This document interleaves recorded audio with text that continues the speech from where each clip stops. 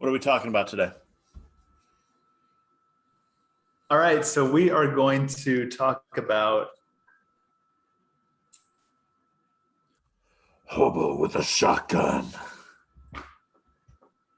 That's right. So this is an American Canadian action exploitation flick that was out in 2011, I believe. Mm-hmm. Written by John Davies, directed by Jason Eisner. Yes. Eisner. It was originally a fake trailer, part of the Grindhouse experience from Quentin Tarantino and Robert Rodriguez. I guess the director had made the fake trailer and won a contest. Yeah. So, and then he got money to make it into a real film. Not a whole lot of money. They did this movie for $3 million. $3 million in 2011 to make a feature film. I almost spit out my drink. Just a little bit of money. Just a little bit of, yeah. One could almost make anything for $3 million. But yeah, God, somebody should give us $3 million. Yeah. Hey, out there. Hey, Harvey Weinstein. We could. What? Wow. Strike that one. Wow. That was the producer for the Grindhouse series, though. That was. We might have to edit this out. I don't know. I'm talking out of my ass. We don't want that guy. Should we start over? No, we just keep going. Just keep rolling. Fair enough. So why did you want to watch this movie? I have an affinity for the movies like Charles Bronson flick Death Wish. And I remember when I was younger, there were these Troma films from the Troma Studios. They did the I think Toxic Avenger was one of their movies. There was this tropic murder movie. I can never remember the name of it, but it was total garbage. And I just love these shit movies that are done on a super low budget. And it's like, a regular movie, even like an X-Men film with all of its absurdity, they can't go as far. They can't dive as deep into the madness, so to speak, as one of these flicks. And because there's no rules. You're not trying to appease anybody. You're not trying to make the producers and the executive producers and the studio happy. They're like, well, here's some money to make a film. You're like, okay, well, I'm gonna do whatever the hell I want. And these guys did it. They went places in this movie that I have never seen a movie go. Yeah, super dark, nasty places. So I was wondering, that's super dark, but super bright. That's something to talk about with this film. It was super bright. The colors? Oversaturated. Like, they didn't hold back anything. Nothing was done in the shadows. There was no film noir. It was just see people's heads getting smashed, and we can get into that later, but so no limits. That's one thing. That's one thing so I don't have as much of a history. Like I in the research that I've done, I keep seeing Troma pop up. So that's a production company. Mm-hmm. Okay. So I don't have that history, but there's some weird films that they made. Yeah, nor have I watched any of those movies. Okay. Especially the ones you mentioned. I haven't seen those. So, but yeah, this one is not rated. So it's a whole, to me, it's like this, it's a whole different playing field. Like they're not even operating with the same, within the same limitations as a regular movie. Right, because they don't have the MPAA over their shoulder saying, oh, you can only show 30 seconds of boobs to get this rating. You can only say fuck so many times to get this rating. Like you say it twice and you've gone from PG-13 to R, NC-17, so on. They just went, no rating, whatever, make what we want. Yeah. So for me, my interest was kind of trying to expand what I watched in terms of cinema. Because probably when this movie came out, it was 10 years ago. It was 2011. Yeah, I didn't know anything about it beyond the trailer I saw during Grindhouse. Well, yeah, but that trailer was only Canadian. That was before. That fake trailer was 2007. Right. But when this movie came out 10 years ago, I didn't know anything about it either. Had I known, I would not have watched it. It probably wouldn't have been on the radar. Like, yeah, it wouldn't have been even on my list. God, what were we watching 10 years ago? There was like a drought. Are you sure? You say there was good movies coming out then? 2011? 2011. You'd have to Google it. You don't know. Probably The Dark Knight Rises.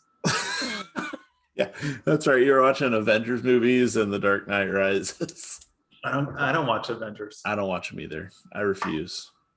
But no, I watched this because we started getting back into Tarantino movies and not that we're writing something like that. No, and Death Proof, and so this is like something well beyond, for me, what I would normally watch. So I was like, you know what? I'll give it a shot. Do you think that there's a level of creativity that somebody can, like when there's no boundaries and there's no limits, does that open them up to being able to be more creative and free flowing in the story they want to tell? There's no fence. Like, you just keep walking. I don't know. I was trying to think about that because I've always thought that those limitations actually make you more creative. And so you're saying within the box, like do what you can inside this box. Yeah, like what we had talked about when we were watching Kill Bill, Volume 1, and what he did to avoid the NC-17 rating. Right, went black and white. Yeah, and that added a level of something that wouldn't have been there. Yeah. So I don't know. Me is, something like that. Like this whole rating system's bogus anyway. Like you've got Tarantino's movie, lots of blood and whatnot during the scene at the with Lucy Liu's character, with that whole fight scene in the 88, the Club 88 or Team 88 or whatever. Crazy 88 in the House of Blue Leaves, I think. That's right, House of Blue Leaves. They went black and white to avoid that. But I've seen so many war movies like Hacksaw Ridge, Fury, that film with was that Brad Pitt and the tank. There's so much blood in war movies, and it's like, oh, it's a war movie, they can show it. But he's over here, it's like this katana sword fight. No, that's too much. That's too much blood. Come on. Well, remember the transition happened when she snatched out the eyeball. I've seen legs blown off. And okay, Indiana Jones, Temple of Doom, right in there, rips the beating heart out of the guy's body. NC-17? No. Just went for it. That was Temple of Doom, yeah. That was one of the priests. Just boom, right in there. I'm trying to think. I just watched for the first time Raiders of the Lost Ark. Now, Temple of Doom, that's when they introduced PG-13, if I'm not mistaken. Because am I thinking of Raiders? No, Raiders is when their faces all melt off. Raiders, the faces melt. One head explodes. I'm thinking Temple of Doom, there was like a priest, like a shaman or something that reached into somebody's. No, I think you're right. I actually haven't seen Temple of Doom. But I think that received a PG-13 rather than PG because Yeah. they went way Isn't that dark. about as gory as one can get, reaching in to somebody's chest and pulling their beating heart out to make them watch it, and then they fall over and die? And I yet think a film like I have to this, see this movie. yeah, well, they smash people. One famous scene, the go or the bumper cars. And they drive, the guy's head explodes, and there's all sort of guts and death. People are less grossed out about the heart. No, that's neither here nor there, but I think it's interesting, and I think I need to watch Temple of Doom to more better have this conversation. Or better. I think but I see your point. Like what's the line? Who decides what's going to be in it? Who decides what's too much? Right. And where's the consistency? Now, I know there's a line that we both had a gasping moment, and that's showing children dying. Yeah. Which is uncommon. And the only other time I could think of a movie that did it, but they were doing it to make a point, was Terminator 2, when the kids and whatnot were on the playground and the nuclear bomb takes them all out, and they're just ashes and they fly away. I don't know if memory is serving correctly. Did they just show the parents, or did they actually show the little kids dying? But it was implied, and you don't even see a lot of implied death. For kids, you've got implied terror of children dying, like in A Quiet Place with the baby and like the alien thing. Now we're talking about elementary school age kids. Yeah, 6, 7, 8-year-olds on a school bus getting straight up blowtorched. Right. To create the fear, which is kind of it's this pinnacle moment in the movie where the hobo. So maybe we should give a brief plot overview. Okay.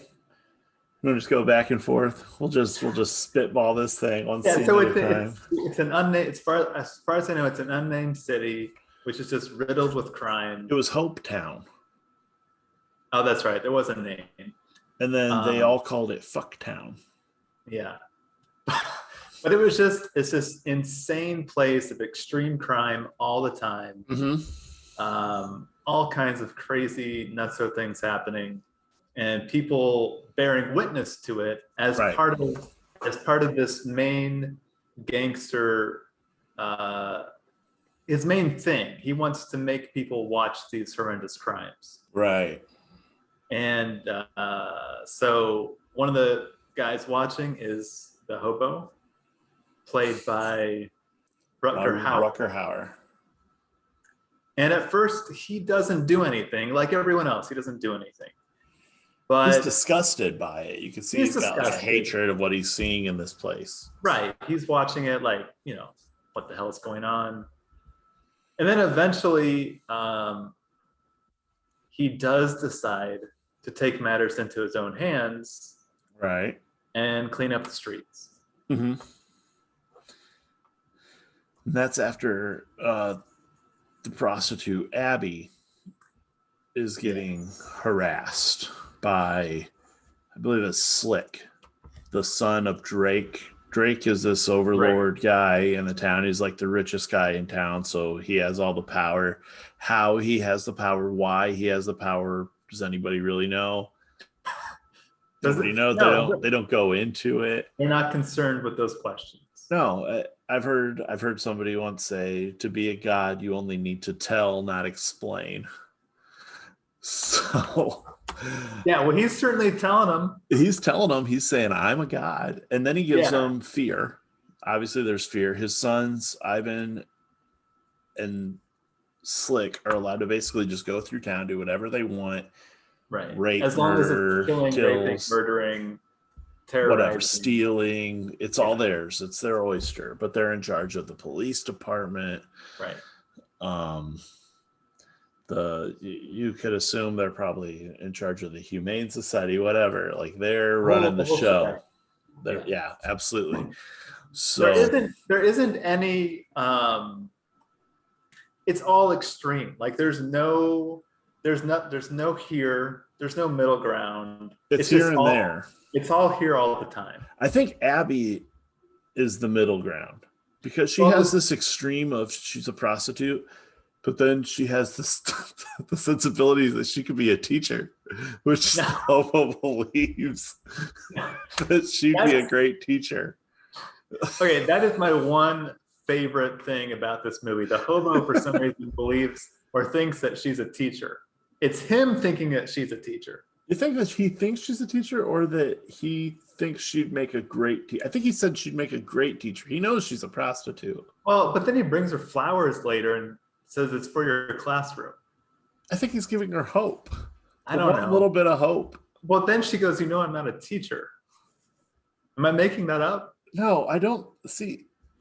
That it's a very funny, weird joke that they continue throughout. Right. And then they don't. Yeah. Yeah. But the scenes with Abby and the Hobo do slow the movie down. It gives you a chance to breathe. They do kind of have like it's a very saccharine relationship, actually. This is one thing I noticed, and we saw it. So with especially in the hospital, like the music changes, they do these close-ups on her. Mm-hmm. It all kind of goes like, but it's build up too. It's like boiling water. Her scenes, they're like this. You're just waiting for it to overflow, and like when the plague comes in, or right. So the plague. So for those who don't know, can you briefly tell us what the plague is? I had to do some research on this. Apparently, the plague is this duo of kind of like these juggernaut assassins who are almost indestructible. They're like demonic. Yeah, they're real evil, and they're historical. They're responsible for the deaths of Jesus and Abraham Lincoln, and this is according to the Wikipedia. Yeah, they come in at the end. They're demons. I don't know. They're very weird. Yeah, and they talk this like rah, rah, rah, rah, kind of thing, and they're brutal. They're absolutely brutal. But I don't know if the movie needed them, but they had them, and that's what's important. So, yeah. Oh man. So overall, did you like this movie? I did like this movie, and I find it more memorable than a lot of the crap I've seen on Netflix over the last 3 years. All right. Well, I think it's better. I think it's better as a story, what story? Hold on. And I'm going to give you an example of what I think it's better than. There's no story. And they spent way more money on that Michael Bay film with Ryan Reynolds. You know which one I'm talking about. It came out about 2 or 3 years ago. Every scene is like just a close-up of a Gucci belt or an iPhone. I didn't watch that movie. You didn't miss anything. It was what? Isn't it called District 13? I can't remember. I could Google it, but. So you're saying what? What's the comparison? The budget. Like this was done for $3 million. I'm assuming that one was probably like $100 million or more. Sure. Whatever Michael Bay's cut is, and like, I'm glad we're not going to review any Michael Bay films. But I don't understand what the point is. My point is, it wasn't cutting edge cinema, but it was good. It was just a good, simple story So and told in a way that just it was like getting punched with it, you know. oh yeah, no, you And were it definitely was fun. It was a you were definitely fun getting movie. punched. You get punched the whole time. The whole time you're getting punched, you're getting assaulted. It is definitely an assault on the senses. Yeah. So my problem with this movie is if you call it a bad movie, if you call it trash, that's what they were going for. You're not going to hurt its feelings. They were trying to make Mm-hmm. a quote unquote bad movie. So everything that was bad about it was intentional. Of course. The dialogue, the way it looks, the angles, the title title. alone, like, this is what it is. It's a hobo with a shotgun. Now, what about the acting? Because Rutger Hauer did a good job acting. Yeah. Far and above everybody else.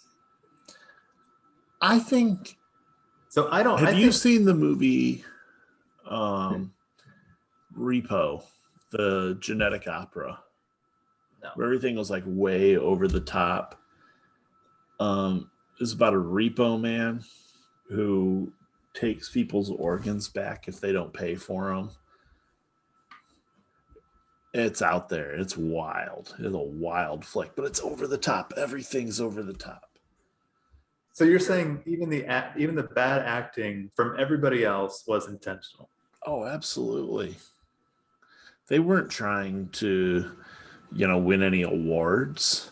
So each and every actor in that movie could do better. I'm sure they can do better because they can't do any worse. You can't pretend to be like.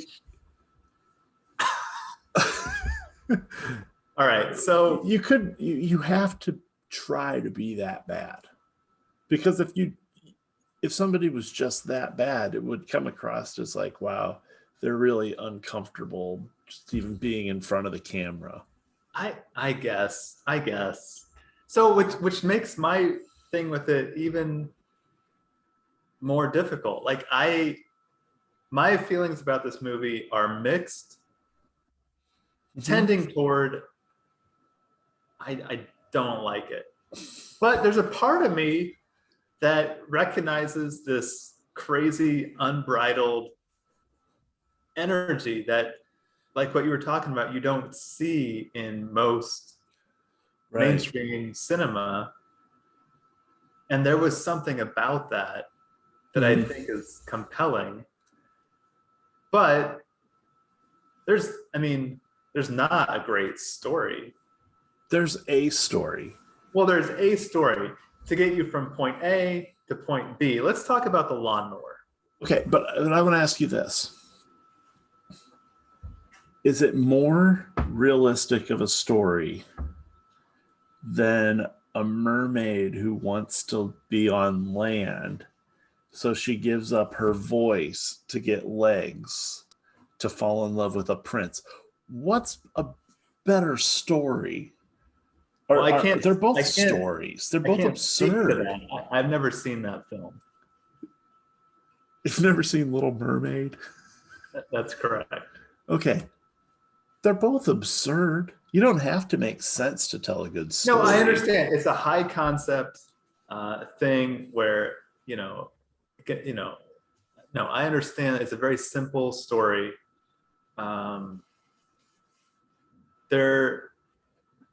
The argument could be made like with Raiders of the Lost Ark, everything in it serves to move you from one set piece to the other. Right. And this one is doing pretty much the same thing. It's just a lot more blood. So much blood. So much close up on blood. It's really hard to convey the blood and the filth and the grime and the nastiness and the cruel nature. It's because it's all there, and it's just in your face. Like I kind of felt nothing. Yeah, because it was so much. Right, because it was so much. It's almost like gore porn, but not on the level of like Saw. Oh, see, I couldn't watch Saw. I can't watch the Saw movies either. They're too much. They're almost too Worse real. than this. Too real. So it's worse than this in that the portrayal is more realistic. Right, because you've got tortured people versus just this whole world where everybody's tortured. Yeah, no, I couldn't watch Saw. I started to watch it and then turned it off after 10 minutes. You're not missing anything. But anyway, I think what you were saying was you liked. I think it's not a movie that you get to like. It's a movie you either love or you hate. Yeah, I think there's parts to love where you're like, I just like, man, what they were doing there was cool. I kind of did love his speech, his gibberish speech about the bears. The bear speech was great. So I mean, it has some nice touches, but the bear photo was funny. He puts, after spending the night in the whore's house, in Abby's apartment, let's say. We're not calling women whores here.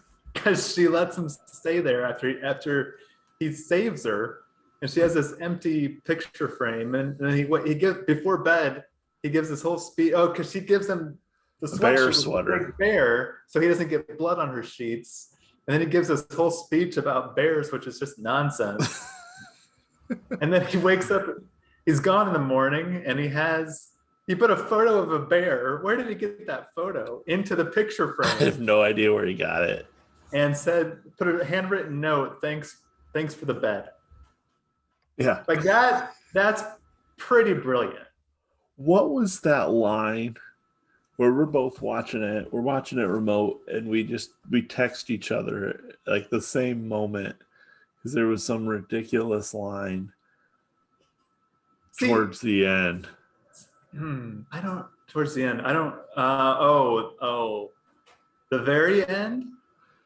What was it like? You're riding shotgun.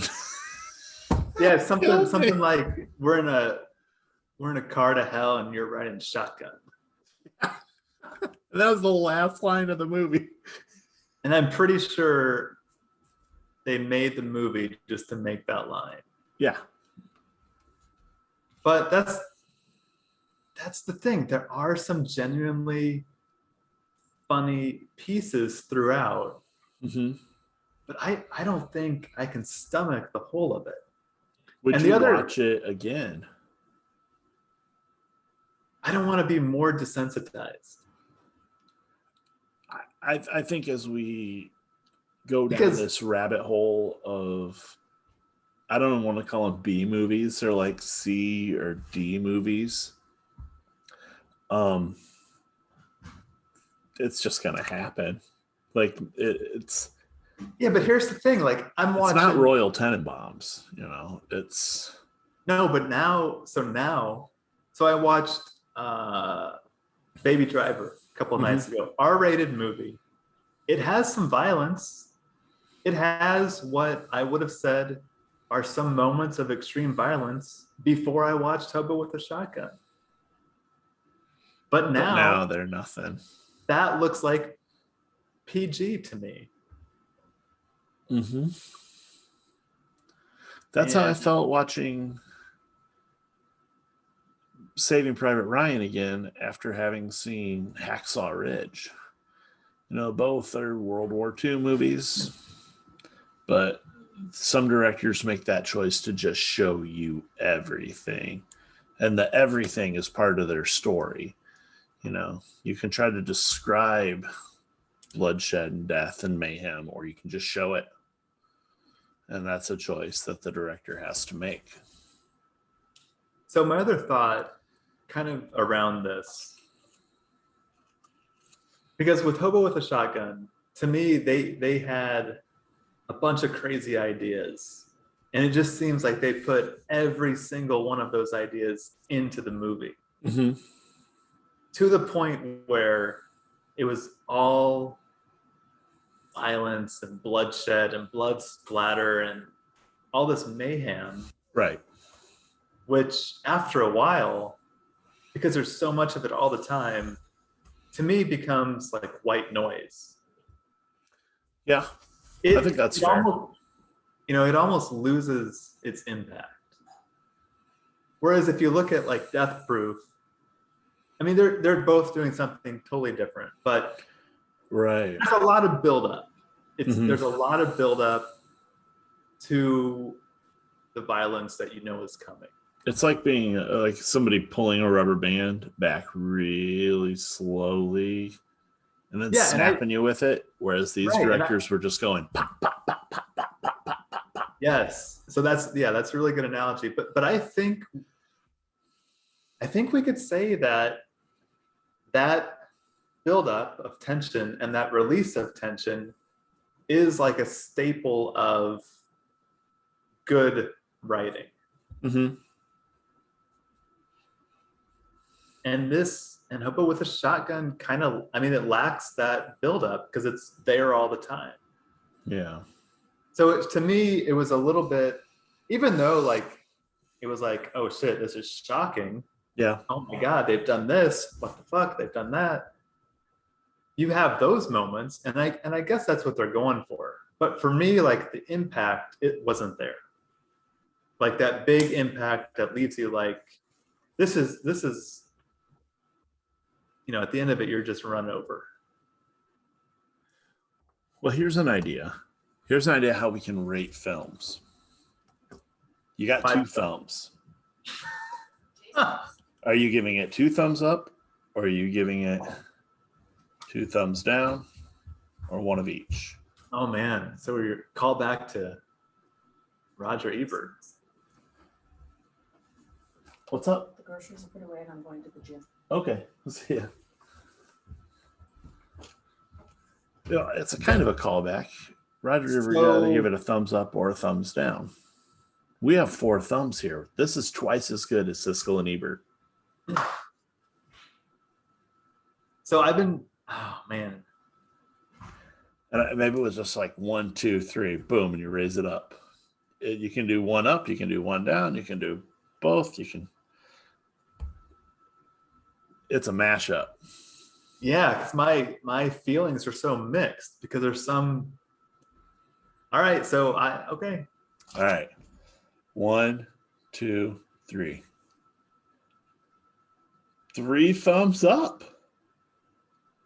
3. Not how that works. We are not Rotten Tomatoes. We do not take the aggregate.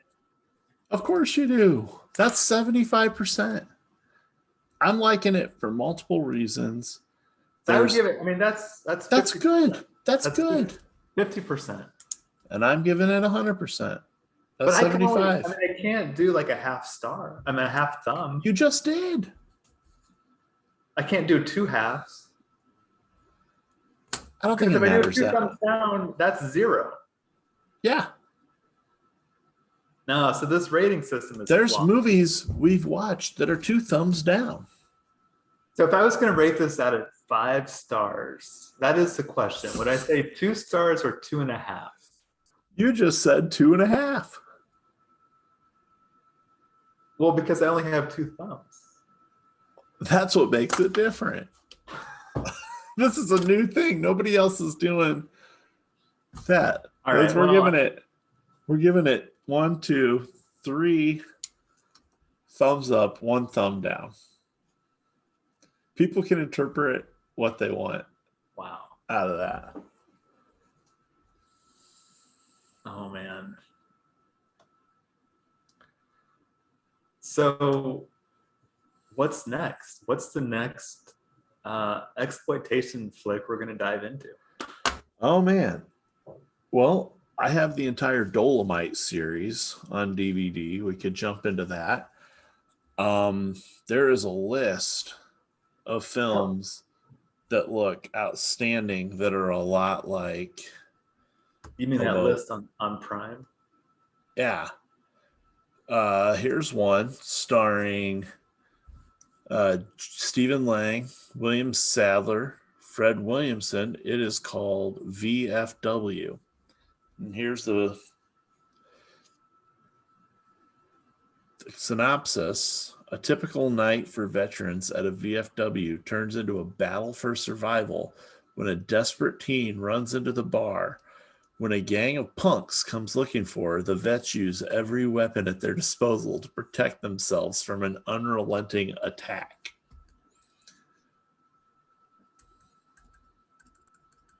What? Bullets of Justice. It's got Danny Trejo. Or do we want someone with like 1 star? Hobo with a Shotgun actually has 4.5 stars on Amazon. No, it got pretty high reviews, even on Rotten Tomatoes. Actually, the one I'm still interested in watching is a Russ Meyer film, Faster Pussycat Kill, I believe is the name. Okay, I've heard of that. The musician, he was the lead singer for, I believe it was the Misfits.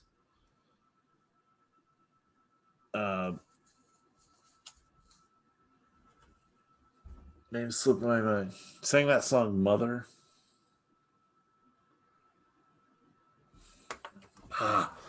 The internet's gonna kill me.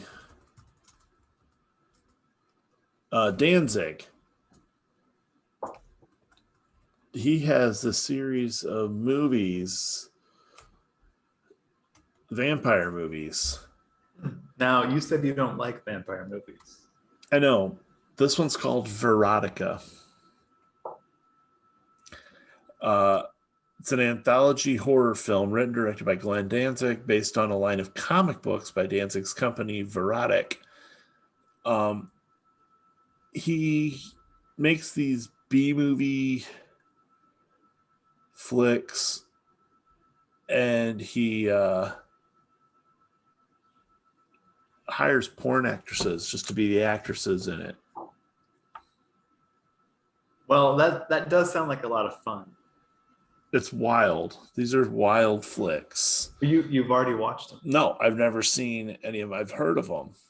Oh, I kind of like to watch something that's that already has a reputation or is already kind of in the canon in some way. Unlike Hobo. I mean, Hobo with a Shotgun's like reaching outside of it's in the canon because it was part of a series of films that became part of the zeitgeist. Even if people don't talk about Death Proof and Planet Terror directly, they talk about Grindhouse as a concept. I'm still waiting for that Eli Roth movie, Thanksgiving. That's the one I want. I want to see that thing. Thanksgiving. No, but I don't want the selection to be too random. I don't want us to go too far. I mean, you want a curated selection. Yeah, I guess I kind of want it to be curated. Okay. Well, you know what? We'll because I'm still getting into this genre, and I don't want to get. Now, do people need to know why we're really diving into this? Scared out of it? No. Let's leave that secret. We've hinted at it a little bit, but maybe they just wait. Just wait. It's that's an itself. Easter egg. That's an Easter egg. Easter egg. Another day. Yeah. Okay. All right. Well, I think that about does it for Hobo with a Shotgun. Like we said, 3 thumbs up, 1 thumbs down. That's not how that works. Well, the rating system doesn't matter. People are going to make up their own minds. No one's going to watch this. not because we suggested it. We're not that important. All right, something outro, and we're done. We're done. We're out. Okay, bye.